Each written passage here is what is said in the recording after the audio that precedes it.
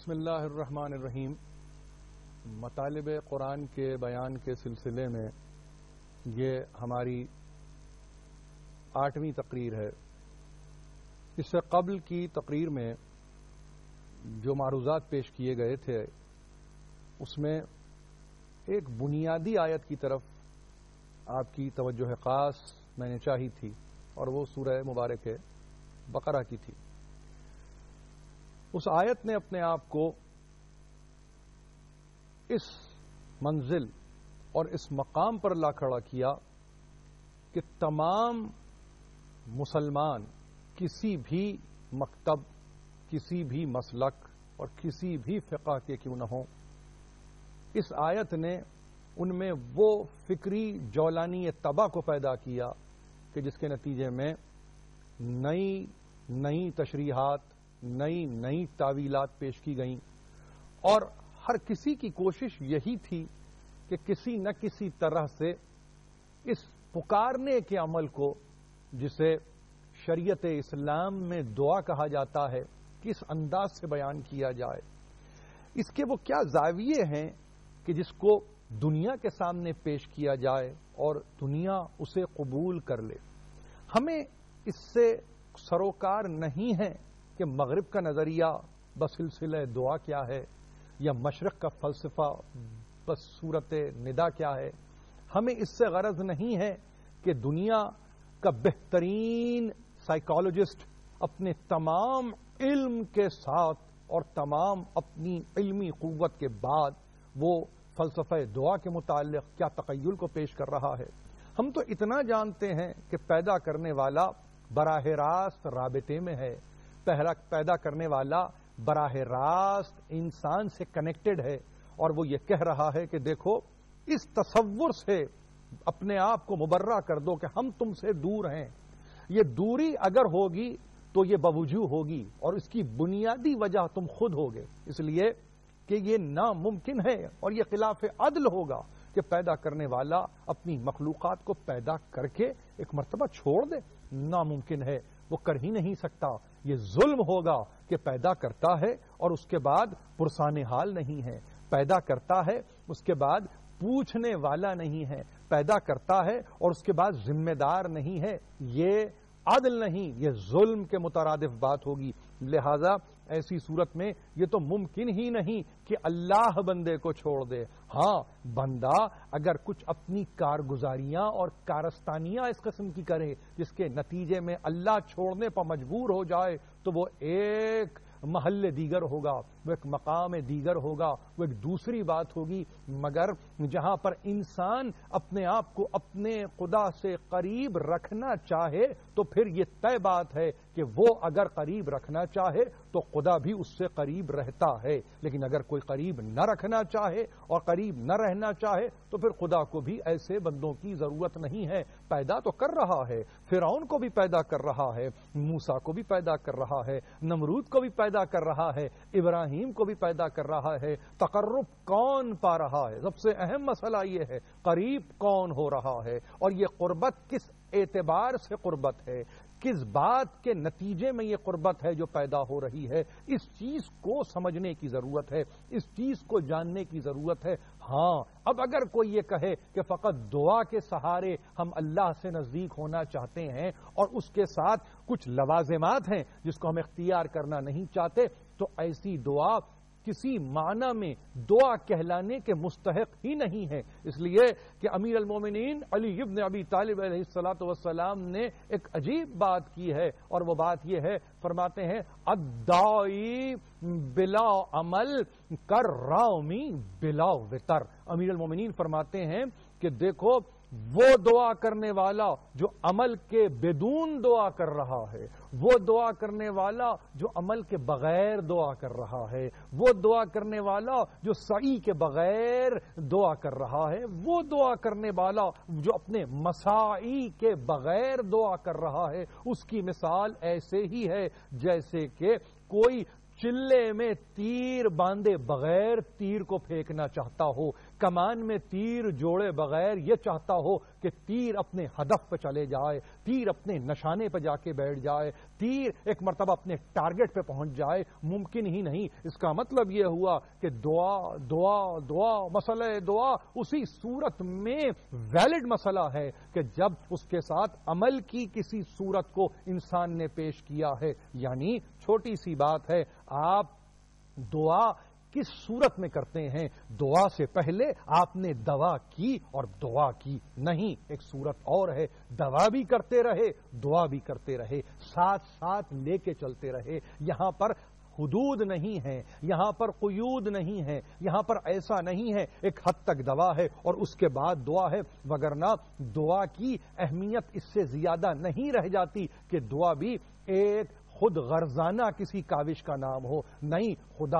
دعا بے لوث ہے، دعا بے غرض ہے، دعا اس سے کی جا رہی ہے جو ہر طور میں ہمارے حال سے واقف ہے۔ قرآن مجید نے کہا دیکھو، یاد رکھو یہ دعا کسی خود غرضی کے نتیجے میں ہوگی تو ایسی دعائیں مقبول نہیں ہوتی، ایسی دعائیں اللہ کی بارگاہ میں قبول نہیں ہوتی، اللہ کی بارگاہ میں ایسی دعائیں پہنچتی ہی نہیں ہے جس میں غرض ہی چھپی ہوئی ہو، جس میں خود غرضانہ کیفیت ہو۔ نہیں، بلکہ کہا یاد رکھنا، اس بات کو یاد رکھنا، وَإِذَا مَسَّ الْإِنسَانَ ضُرٌّ دَعَانَا لِجَنبِهِ قَاعِدًا أَوْ قَائِمًا فَلَمَّا كَشَفْنَا عَنْهُ ضُرَّهُ مَرَّ كَأَن لَّمْ يَدْعُنَا إِلَىٰ ضُرٍّ مَّسَّهُ۔ عجیب آیت ہے سورہ یونس کی کہ جس میں کہا یہ خود غرض انسان، یہ ناہنجار انسان، یہ ناقلف انسان اب یہ بڑھتے بڑھتے یہاں تک پہنچ گیا کہ جب تکلیف اسے مس کر گئی، جب ضر اسے پہنچ گیا،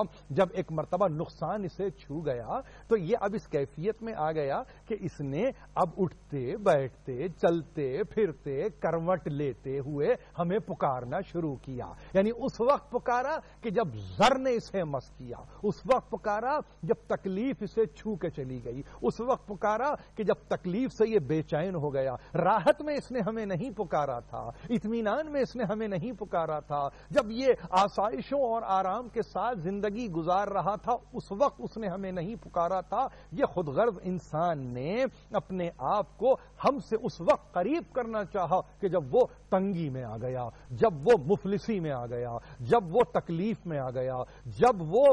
ضرر کے ساتھ منزل پہ آ گیا تو اب اس نے پکارا، اور پکارا بھی تو کیسے پکارا، رکتا ہی نہیں، پکارتا چلا جاتا ہے، بیٹھتے ہوئے، کروٹ لیٹتے ہوئے، اٹھتے ہوئے، چلتے ہوئے، پھرتے ہوئے، اب وہ پکارتا چلا اور یہ کہتا چلا پروردگار پالنے والے تو جانتا ہے، تو بہتر جانتا ہے۔ اور پھر ہم نے اپنی ظاہر ہے کہ ہم خلاق عالم ہیں، ہم میں خلاقیت ہے، ہم رحمان و رحیم ہیں، ہم نے دیکھا ہمارا بندہ پکار رہا ہے، فلما کشفنا عنہ ضرہ، جب جیسے ہی ہم نے اس سے اس کی تکلیف کو کھینچ لیا، تکلیف کو نکال لیا، فلما کشفنا عنہ ضرہ مر کأن لم یدعنا الی ضر مسہ، ایسے ہماری بارگاہ سے چلا گیا جیسے کہ تکلیف نے تو کبھی اسے چھوا ہی نہیں تھا، ایسے ہماری بارگاہ سے سرک گیا جیسے کہ کبھی اسے کوئی نقصان پہنچا ہی نہیں تھا۔ یعنی گویا پروردگار علی اعلیٰ یہ بتلانے کی کوشش کر رہا ہے کہ دیکھو تکلیف ہوئی، پکارتا ہے، اور تکلیف کو جب ہم ختم کرتے ہیں تو احسان فراموشی کی انتہا یہ ہے کہ بغیر شکرانہ ادا کیے ہوئے یہ ہماری منزل سے نکل گیا، یہ ہماری منزل سے سرک گیا، یہ ہماری محفل سے غائب ہو گیا، اور ایسے جیسے اسے کبھی کوئی تکلیف چھو کر ہی نہیں کی تھی، ایسے جیسے کہ کبھی اس کو کوئی ضرر پہنچا ہی نہیں تھا۔ اس سے بڑھ کر ناشکری انسان کی کیا ہو سکتی ہے، اور اس سے بڑھ کر نامرادی انسان کی کیا ہو سکتی ہے، اور نتیجے میں اس سے بڑھ کر بدبختی انسان کی کیا ہو سکتی ہے کہ اس نے کہا مجھے پکارو، جب چاہو پکارو، جس طرح چاہو پکارو، جس وقت چاہو پکارو۔ آداب، تہذیب جو جس انداز سے ایک وہ کہ جو کسی تہذیب کے ساتھ پکارے وہ پکارے، ایک وہ جو تہذیب سے واقف نہیں ہے وہ جس طرح چاہے پکارے، دن میں پکارو، رات میں پکارو، سفر میں پکارو، حضر میں پکارو، نماز میں پکارو، قیام کے عالم میں پکارو، تکلیف کے ساتھ پکارو، راحت میں پکارو، جب جب پکارو ہم تم سے قریب ہیں، ہم تم سے نزدیک ہیں۔ یہ وہ پروردگار ہے جو اپنے بندے پر اتنے فیض اور اتنے کرم کر رہا ہے جس کا اندازہ نہیں کیا جا سکتا، اور وہی بندہ ہے کہ جو نافرمانی پر آمادہ ہے، جو اپنے آپ کو ایسی صورت میں لا رہا ہے جس کے نتیجے میں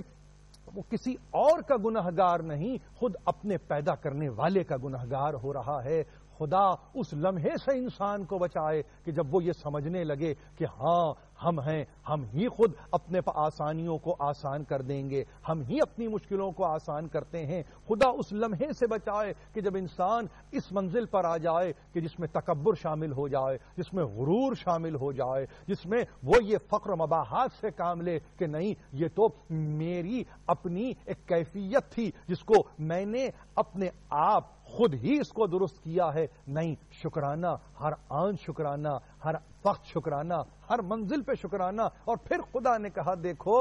یہ وہ منزل ہے کہ جس میں پکارتے تم ہو، جواب ہم تمہیں دیتے ہیں، کوئی اور تمہیں جواب نہیں دیتا۔ ہم اتنے قریب ہیں، اتنے قرین ہیں، اتنے نزدیک ہیں تم سے کہ ہم تمہیں جواب دیں گے۔ بس تمہارا کام یہ ہے کہ اب جب ہم تمہیں پکاریں، اب ہم جب تمہیں آواز دیں، اب ہم جب تم سے یہ کہیں کہ آ جاؤ، ہماری طرف آ جاؤ، ہماری طرف پلٹ آؤ، ہم سے ہی چلے تھے، ہم ہی تک واپس آ جاؤ، تو اس وقت آنے میں تساہل نہ کرنا، اس وقت آنے میں تغافل نہ کرنا، اس وقت آنے میں کہیں چیں و چرا نہ کرنا، کہیں ایسا نہ کرنا کہ تم چوں و چرا کی منزل پر آ جاؤ۔ چی بچی ہونے کی ضرورت نہیں ہے، ہم نے تمہیں بھیجا تھا، ہم تمہیں بلا رہے ہیں، تمہارا کام تو لبیک ہے۔ کیا حج پہ جانے والا اللہم لبیک کی آواز کو بھلا چکا ہے؟ کہ حج پہ جانے والا یہ بھول رہا ہے کہ اس نے پکارا تو جواب میں کہا آیا، حاضر ہوا، میں آیا، ابھی آیا، تیری بارگاہ میں آیا، تیرے کہنے پر آیا،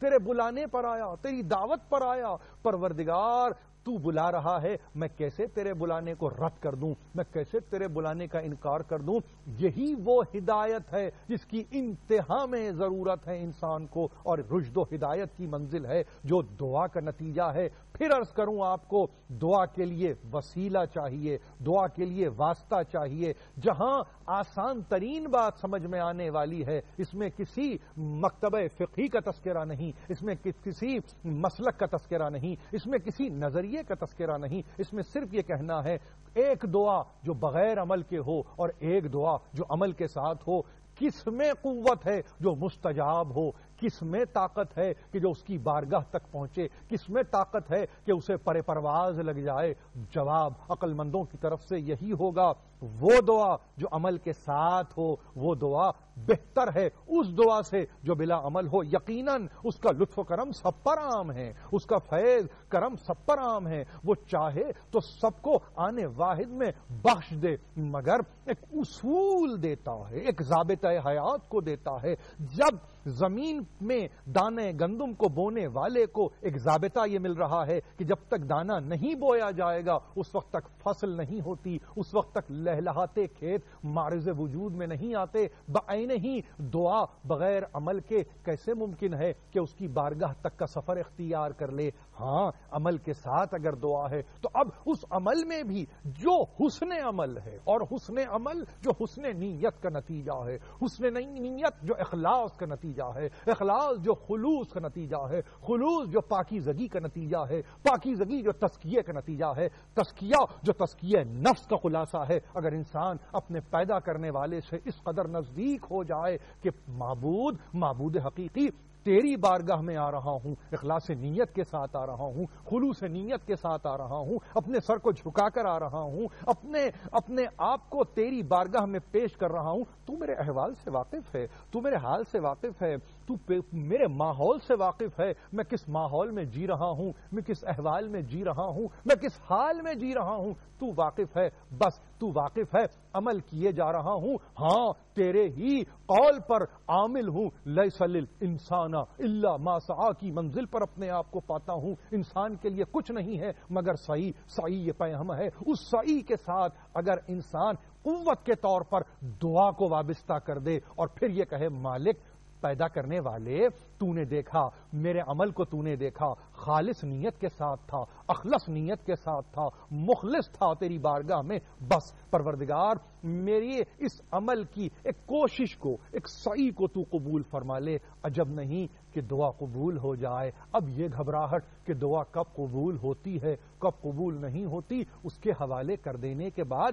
پھر اس کا بندہ اس سے پریشان نہیں ہوتا، اس کا بندہ اس سے حیران نہیں ہوتا، اس کا بندہ اس پر کسی قسم سے شک نہیں کرتا، بلکہ عالم یقین میں اپنی دعا کو اس کے حوالے کر دیتا ہے اور یہ سمجھتا ہے کہ نہیں، جس نے حکم دیا تھا اور دعا کا حکم تھا، اذن کے نتیجے میں دعا ہے. یہ دعا اس کا پرسکرائبڈ فارمولا ہے، خدا کی پرسکرپشن میں دعا ہے. کسی اور نے پرسکرائب نہیں کیا، کسی فلسفی نے نہیں کہا، کسی فقی نے نہیں کہا، کسی نظریے نے نہیں کہا، کسی عملیے نے نہیں کہا، بلکہ پیدا کرنے والے نے اذن کے نتیجے میں، حکم کے نتیجے میں دعا کو قائم کیا ہے. تو پھر اب گھبرانے کی ضرورت یہ نہ ہو کہ دعا کب قبول ہوتی ہے، اس میں اتنا وقت کیوں لگ رہا ہے، بہت سارے معاملات ہیں. اب جائیے علماء اسلام اس سلسلے میں کیا تعویلات پیش کرتے ہیں، کیا تشریحات پیش کرتے ہیں، وہ کیا باتیں ہیں جس کی توجہ آپ کو دلاتے ہیں اور وہ کہتے ہیں کہ سمجھا تو کرو کہ یہ اگر دعا قبول نہیں ہو رہی ہو،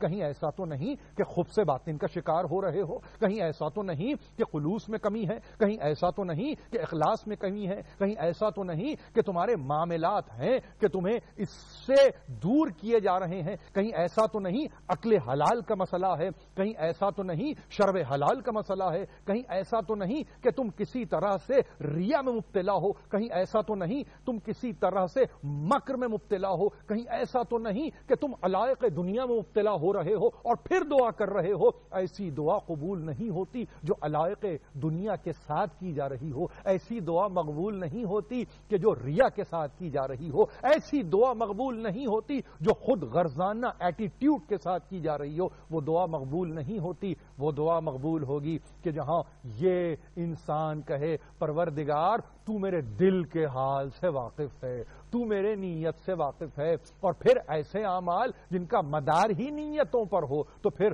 وہ بہتر جانتا ہے کہ تمہاری نیتوں کا کیا عالم ہے. نیت کا فقط ایک عالم ہو کہ شک نہ ہو، یقین ہو، لا ریب کی منزل ہو، شک نہ ہو، بس یقین ہی یقین ہو، سراسر یقین ہو، سرتاپا یقین ہو، اور یقین یہ ہو کہ پیدا کرنے والے نے اگر یہ کہا ہے کہ تم دعا کرو ہم قبول کریں گے، تم پکارو ہم جواب دیں گے، تم آواز دو ہم رسپونڈ کریں گے، تم ہم کو کس طرح سے جب چاہے بلاؤ ہم اس طرح سے تمہارے پاس آئیں گے. تو بس یاد رکھیے ریکمنڈیشن بھی اسی کی ہے، فارمولا بھی اسی کا ہے، رسپانس بھی اسی کی جانب سے ملے گا. جو ریکمینڈ کر رہا ہے وہی رسپانس بھی دے رہا ہے. انگریزی کے دو لفظ آپ کے لیے اگر آپ کی سماعت پر بار نہ بنے تو بیرون ملک بیٹھے ہوئے افراد اس دو لفظوں کو سمجھ لیجئے. اس کی جانب سے ریکمنڈیشن ہے دعا، اس کی ریکمینڈڈ اینٹی ہے، اور رسپانس بھی اسی کی جانب سے ہے.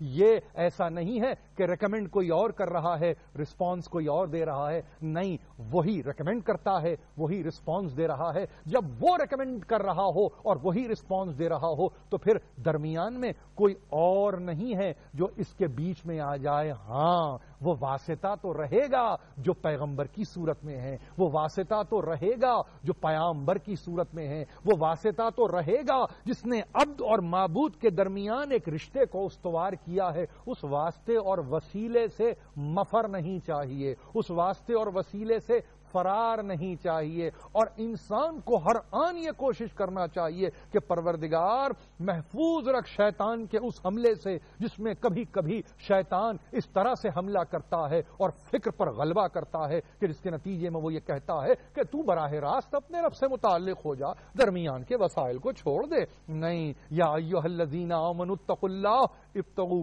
الیہ الوسیلہ وجاہدوا فی سبیلہ لعلکم تفلحون. دیکھو تقوی، صاحبان تقوی کے لیے پیغام یہی ہے کہ تم اپنے آپ کو پرہیزگاری کی منزل پر لاؤ، وسیلے کی جستجو کرو اور پھر جد و جہد سے اپنے آپ کو علیحدہ نہ کرو. ملت اسلامیہ پاکستان، مملکت خداداد پاکستان، خدا اس کی حفاظت فرمائے، خدا ملت کو ایک پلیٹ فارم پر متحد فرمائے، خدا ملت کی پریشانیوں کو ختم کرے اور خدا اپنے تمام تر فیوز و برکات سے مسلمانان عالم کو اس رمضان کا واسطہ اور اس رمضان کا وسیلہ کے نوازے. وآخر دعوانا ان الحمد للہ رب العالمین.